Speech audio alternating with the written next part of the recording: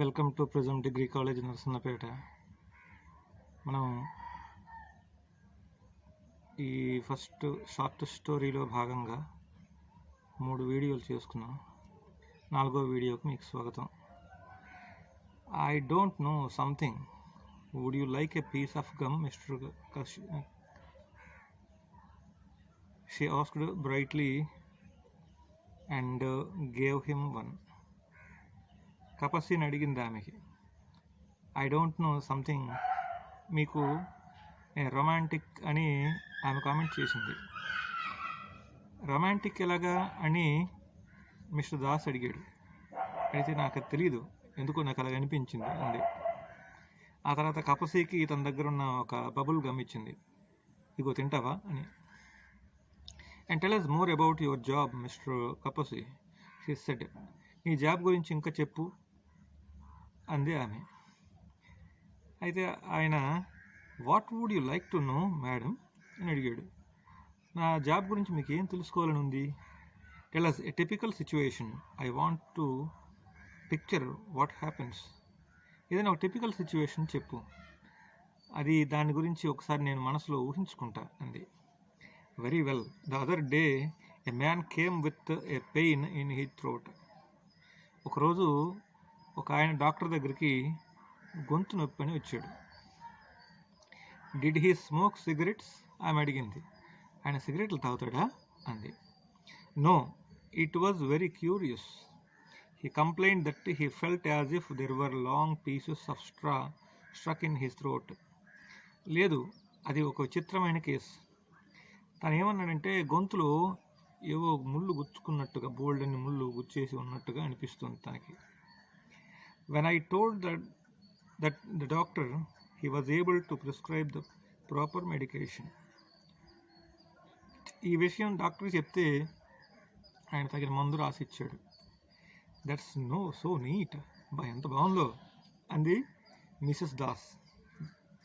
Yes, Mr Kapasi agreed after some hesitation. కొంచెం ఊగిసలాడుతూ అన్నాడు. అవునవును అన్నాడు. So these patients are totally dependent on you, she said. అంటే ఈ పేషెంట్స్ అందరూ మీ మీద ఆధారపడతారన్నమాట అంది ఆమె.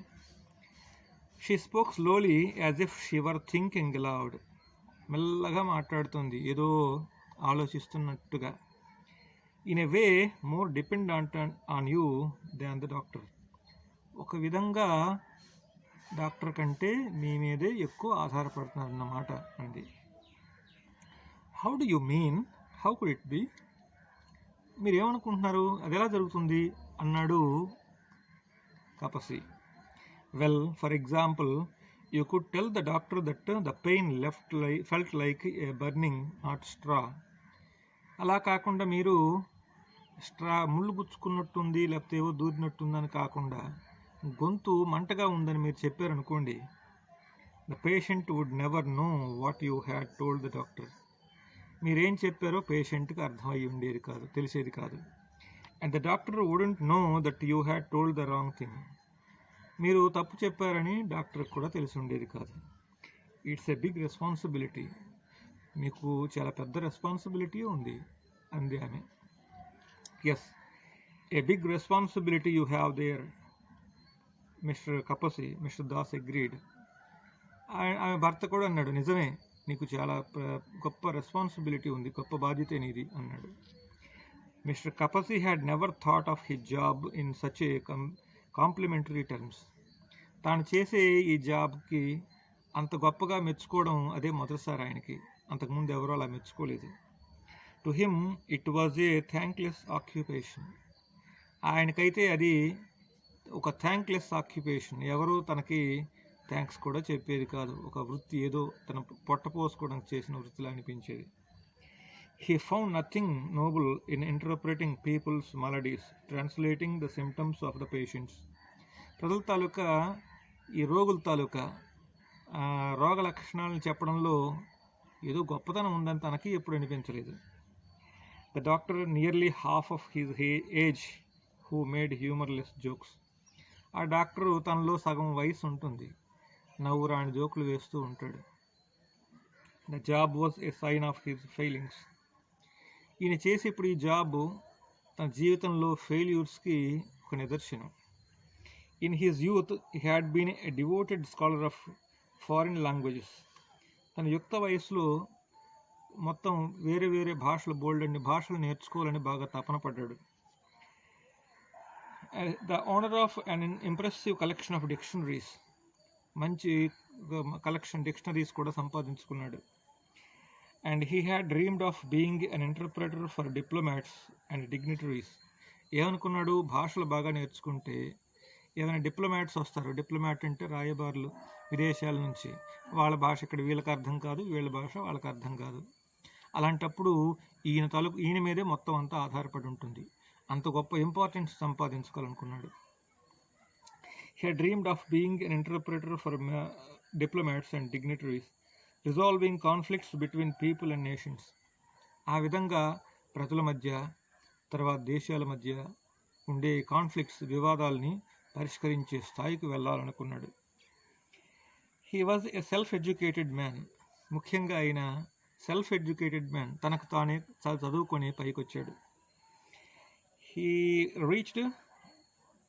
When he reached the stage of speaking English, French, Russian, Portuguese and Italian, and also Hindi, Bengali, Oriya and Gujarati. ఈ భాషలన్నీ నేర్చుకుని బాగా మాట్లాడే స్థాయికి వచ్చే సమయానికి హీ వాస్ మ్యారీడ్, పెళ్ళైపోయింది. ఇప్పుడు ఏమైంది, బాధ్యత పెరిగిపోయింది. ఇప్పుడు అందుకే చదువు గురించి చెప్తారు చాలామంది, వివాహే విద్యనాశాయ అని. పెళ్ళి అయిన తర్వాత చదువు చెట్టెక్కిపోతుంది. Now he forgot all except English. ఇప్పుడు మనకి ఇంగ్లీష్ తప్ప మరి ఇంక వేరే భాష ఏది రాదు. He had taken the job as an interpreter after his first son at the age of 7 contracted typhoid.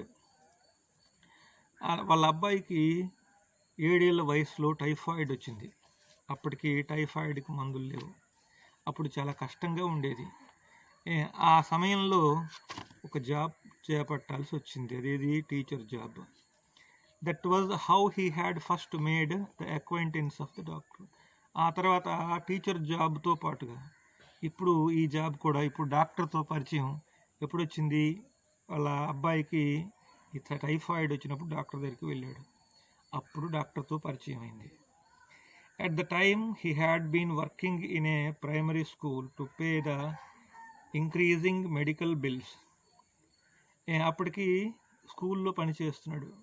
వాళ్ళ అబ్బాయికి ఈ ఒంట్లో బాగోలేకపోవడం, మెడికల్ బిల్ పెరిగిపోయింది. ఆ మెడికల్ బిల్ తగ్గించుకోవడానికి ఇప్పుడు ఏమైంది, డాక్టర్ దగ్గర కొంత పని చేయాల్సి వచ్చింది. ఎందువల్ల అక్కడ పని చేయడానికి ఒప్పుకున్నాడంటే డాక్టర్ అది చెప్తాడు. In the end of the boy had died one evening in his mother's arms, he provided his other children. ఏం చేశాడు అప్పుడు, ఇందులో ఎందుకంటే ఒప్పుకున్నాడు, ఆ డాక్టరు స్కూల్లో పనిచేసేదానికి వచ్చేదానికంటే డబుల్ శాలరీ ఇస్తా ఉన్నాడు. ఆయనకి దానికి అట్రాక్ట్ అయ్యాడు. ఒకరోజు ఈవినింగ్ ఆ అబ్బాయి వాళ్ళ అమ్మ ఒడిలో ఉండి చచ్చిపోయాడు. His mother's arms, he provided his other children good education, bigger house, TV and other to console his wife and to keep her from crying in her sleep. ఆ కొడుకు చచ్చిపోయినప్పటి నుంచి రాత్రి పూట నిద్రపోయేది కాదు, ఏడుస్తూ ఉండేది. ఆమెని కన్సోల్ చేయడానికి, ఓదార్చడానికి ఒక పెద్ద ఇల్లు కట్టాడు. ఇంట్లో టీవీ, తర్వాత పుట్టిన పిల్లలకి కావలసినటువంటి చదువులు చెప్పించాడు, వాళ్ళకి కావలసినటువంటి బట్టలు అన్నీ పెట్టాడు. కానీ ఇవన్నీ ఎందుకు పనికిరాలే. So he accepted the job of an interpreter to get twice as much as he earned at school. అందువల్ల ఇదిగో ఇంటర్ప్రెటర్ జాబ్ని అంగీకరించాల్సి వచ్చింది. His wife had no regard for he job as an interpreter. ఇలాగా ఇంటర్ప్రెటర్ అంటే ఒకరు చెప్పేది మళ్ళీ ట్రాన్స్లేట్ చేసి చెప్పడం, దీని మీద తన భార్యకి ఏమాత్రం కూడా గౌరవం లేదు. So she never asked him about his responsibility in the clinic. అందువల్ల ఆయన రెస్పాన్సిబిలిటీ గురించి ఎప్పుడూ ఆయన్ని అడిగేది కాదా. Now he got compliments from Mrs. Das. ఇప్పుడు మిసెస్ దాస్ నుంచి తనకి మెచ్చుకోలు వచ్చింది, కాంప్లిమెంట్స్ వచ్చింది. She also use the word romantic. ఆమె చెప్పింది రొమాంటిక్ అంది, ఏదో ఒక attractive word. She did not behave in a romantic way towards her husband.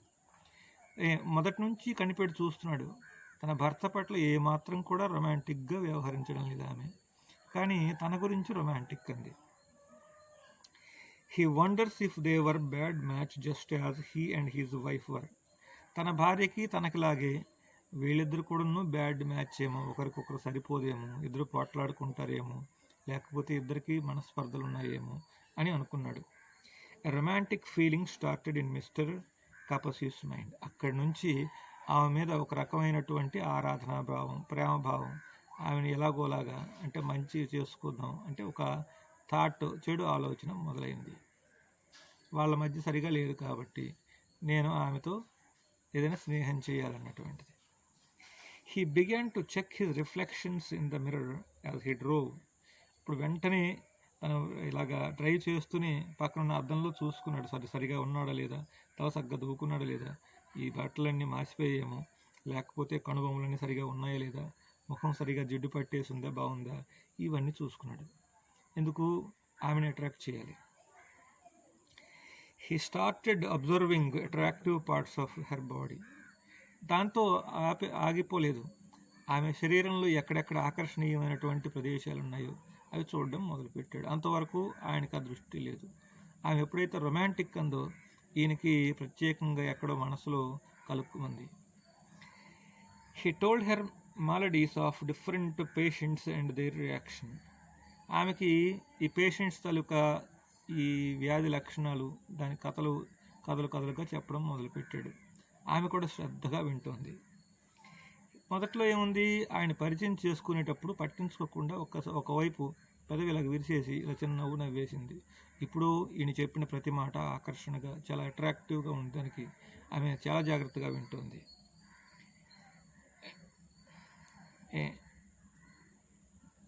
He stopped the car at the roadside restaurant.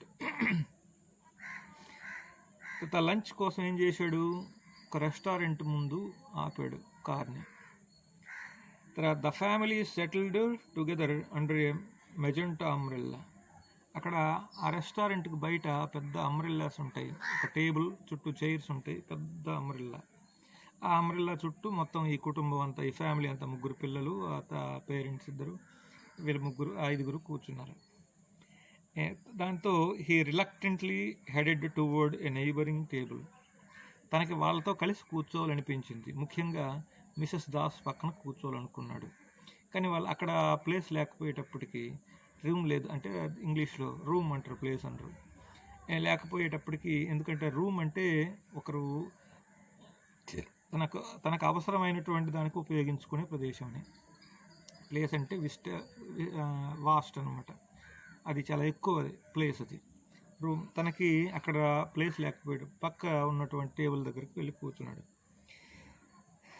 దాంతో Mr Kapasi wait, there is room here. అదిగో ఆమె ఉంది, wait ఇదిగో ఇక్కడ ప్లేస్ ఉంది అని చెప్పేసి ఏం చేసింది, తన పక్కన కూర్చున్న తన కూతుర్ని ఒడిలోకి లాక్కొని ఆయనకి తన పక్కన కూర్చోపెట్టుకుంది. ఇప్పుడు ఈయనలో మనసులో కలిగిన ఈ భావానికి ఆమె తీసుకొచ్చి మరీ కోరి తన పక్కన కూర్చోపెట్టుకునేదానికి ఎక్కడో మళ్ళీ కనెక్ట్ అయింది. సో